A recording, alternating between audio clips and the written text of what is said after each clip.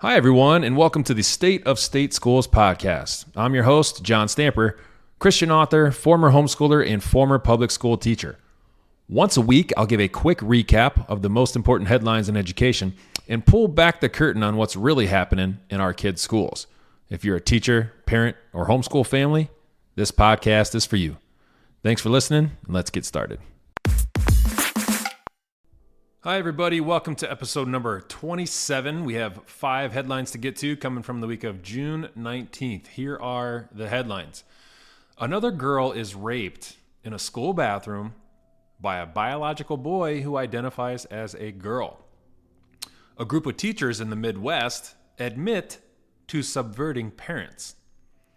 Maryland's governor says that banning LGBTQ books is the same as castrating children. New York says parents aren't the ones giving permission.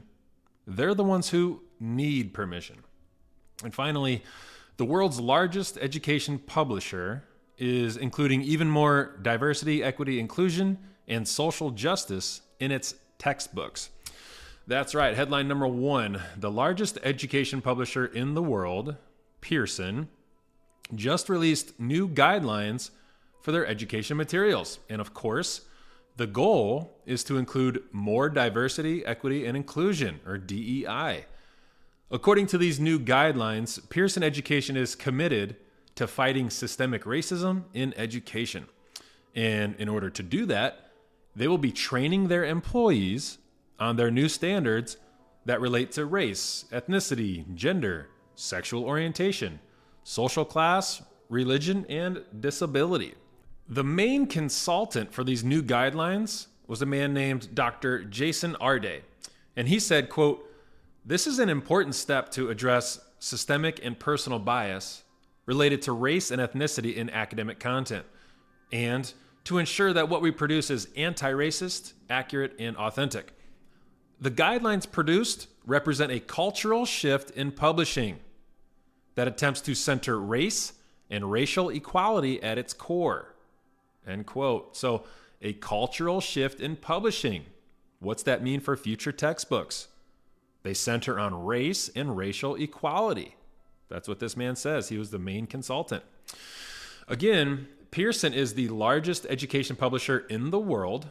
So no doubt schools across America will soon be carrying these materials.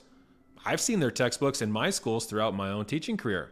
And now they're doubling down on the woke ideologies of diversity, equity, inclusion, intersectionality, and social justice. So, if you're a parent and you have kids in any school, could be public or private, they all got to use textbooks, it's really, really important that you get involved in the curriculum adoption process so that you can scan all the new materials. The same goes for teachers too. If you're not on board with teaching these radical political ideologies in your classroom, then you need to be ready for what's coming down the pipeline. What are you going to do if and when your school adopts a textbook that teaches intersectionality, which says that white people are abusive, Christians are abusive, heterosexuals are abusive, and adults use children? It happened to me in Chicago, and honestly, I wasn't ready for it, but hopefully you will be. Headline number 2, the New York State Education Department is advising public schools to hide a child's trans identity from their parents. According to the state, it's okay to lie to parents as long as those schools claim to be, quote, safe, supportive, and affirming environments, end quote. The state released a guide for schools that says, quote, "As students may not have disclosed their gender identity to parents or guardians, to friends, or even other school staff, it is important that school personnel receiving this information keep it confidential, unless the student explicitly states otherwise," end quote. The guide continues, quote, "Only the student knows whether it is safe to share their identity with caregivers, and schools should be mindful that some TGE students, or transgender and expansive students, do not want or cannot have their parents or guardians know about their transgender status. Cannot or do not want their parents to know about it." So to be fair, The state guide does require schools to get permission before they help a child change genders, but it's not parent permission that the school is seeking, it's child permission. The guide says, quote, school personnel's acceptance of a student's asserted gender identity should require no more than a statement from the student expressing their preference. Schools do not need to require permission, letters from professionals, or other proof of gender identity, end quote. So all they need is a statement from the student expressing their preference. That's guidance from the state. Okay, the New York State Education Department says that. So the guide continued, quote, schools will want to work closely with students and their parents and guardians if given permission by the student to involve them in the planning. Young people are the best judges of their own sense of personal safety, end quote. If given permission by the student, young people are the best judges. So quite literally, the state is removing parents and taking their place. And that's a literal statement. Kids are calling the shots. Kids are the ones giving permission, not the parents. Schools are raising the children, not the parents. Teachers and counselors are safe.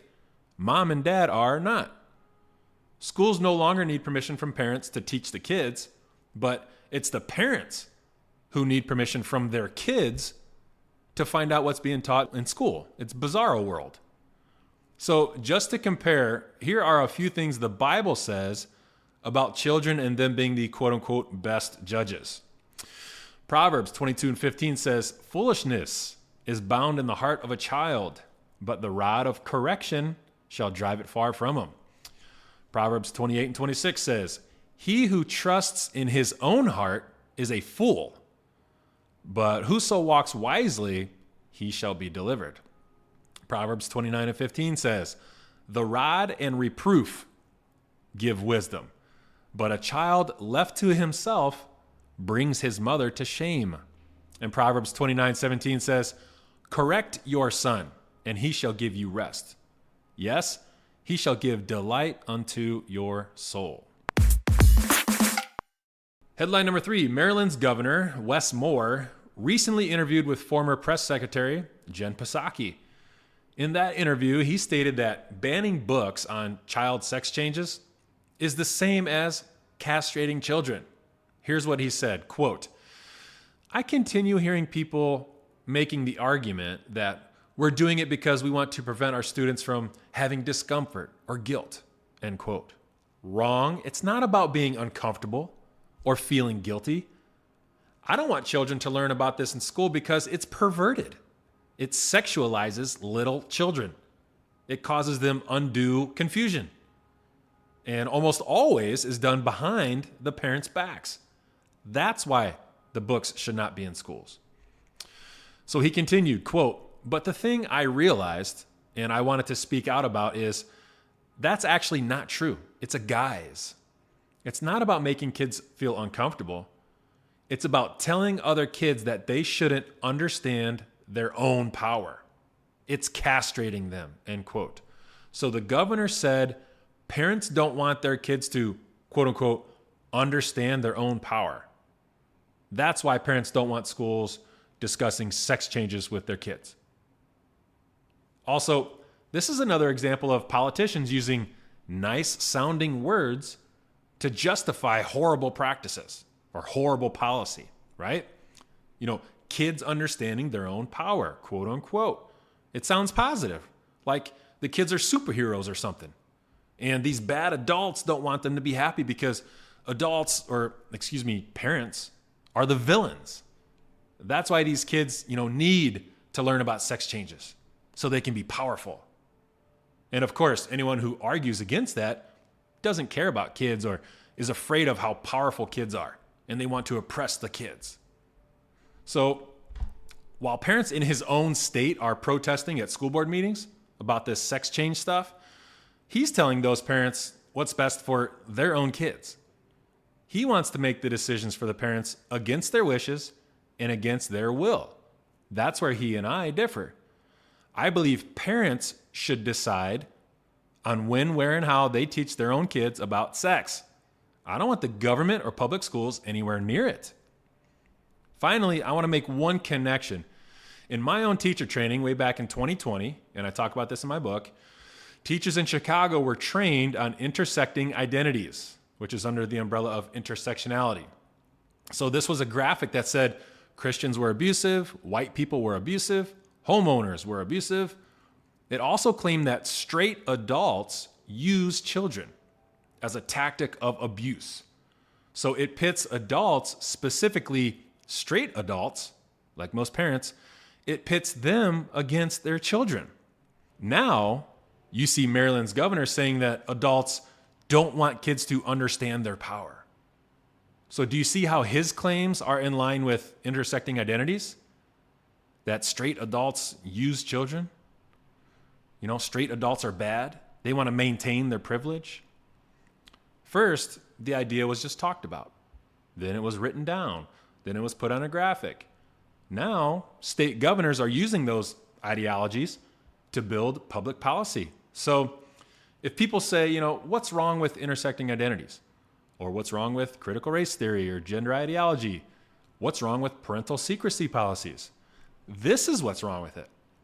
Here we have a state governor saying that schools are empowering kids by teaching them about sex changes and that parents are unsafe. So this way, schools and governments have the quote unquote moral high ground to teach the children as they see fit. So this is what I call pulling back the curtain. You know, don't take things at face value with all this finding your power stuff, but peel back one layer at a time to figure out what's really going on. Headline number 4. There's a group called the Midwest and Plains Equity Assistance Center, or MAP, M-A-P. They're a federally funded group that held a teacher training recently for dozens of teachers and administrators around the Midwest. The focus of the training workshop was to, quote, remedy marginalizing effects and disrupt problematic policies, end quote. One issue that was discussed was how teachers and school staff can avoid telling parents about their child's transgender identity. In an online discussion, one administrator said, quote, we are working with our record-keeping system so that certain screens can't be seen by parents.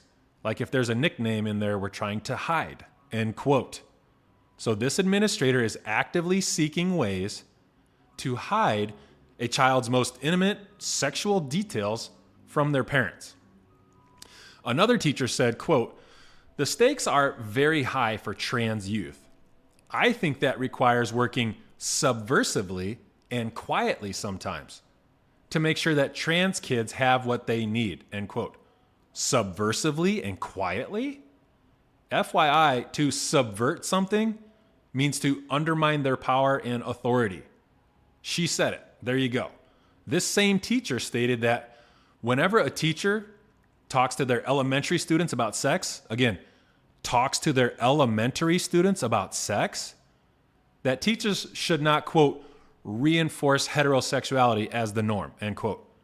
You don't want to reinforce heterosexuality as normal.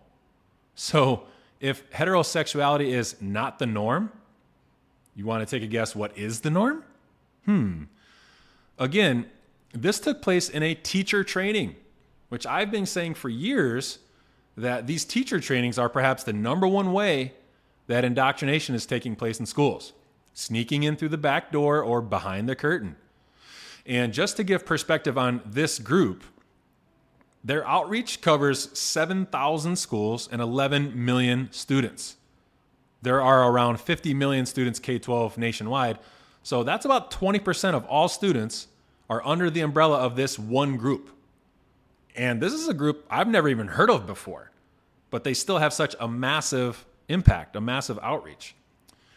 This is why it's so important for teachers and parents to stay informed. And if you can, homeschool your kids. Headline number 5. In New Mexico, a 12-year-old middle school girl was allegedly raped while using the school bathroom at her charter school. The girl said she was washing her hands in the girls' bathroom when an older biological male, who identified as a female, entered the bathroom. He grabbed her, forced her to the ground, and proceeded to rape her. The girl returned to class but didn't tell anyone about the crime because she was afraid of being called a bigot. The girl's parents noticed a sudden change in their daughter's behavior at home, anxiety, depression, but they did not understand why. Then the girl's mom found her journal. The mom read an entry where her daughter explained that she was raped in school. Once the parents found out, they immediately contacted authorities, and even though this rape took place in 2021, the investigation is still ongoing. It turns out that the school's policy allowed students to use facilities that align with their gender identity and not their biological sex. So this was something that very few parents in the school were aware of. The school claims to be, quote, an inclusive environment that doesn't discriminate, end quote. But don't you think the rape victim and her family, who have since decided to homeschool after suffering lasting trauma, don't you think they would have appreciated a little discrimination between the sexes? And maybe exclude males from using female facilities? That would have been better judgment. All right, fast fact number 1. A high school teacher in San Francisco singled out the white students in her class and asked them to stand up and answer if they felt like a minority. This teacher's question was not related to her class, but the teacher later said that she singled out the white students out of frustration and anger because she felt the white students were dominating the class conversation, which is a claim that none of the students in the class agreed with. The students said in an interview that in the moment, they felt confused and sad because there was no correct answer they could give. After parents filed a complaint against the teacher, she was put on leave, investigated, and eventually given a 15-day unpaid suspension over winter break. So this story is important because this is the result of woke curriculum, such as critical race theory, where white people are privileged, oppressive, and abusive. It's not just an idea on paper. It has real-world consequences that are prejudiced and discriminate based on skin color. Fast fact number 2, in Loudoun County, Virginia, a felony trial is set to begin for a school spokesman who denied knowing anything about a rape that took place in one of his schools. This has been a major story for a few years. I've talked about it a number of times on this podcast and wrote about it in my book. This case is about a teenage girl who was raped in the girls' bathroom at her school by a biological boy who was wearing a skirt. The girl's father was later arrested for making a scene at a school board meeting where school leaders said there has never been any sexual assaults in the bathroom, which was a known lie. So while all of this was taking place, the school superintendent was pushing to allow boys to use the girls' bathrooms.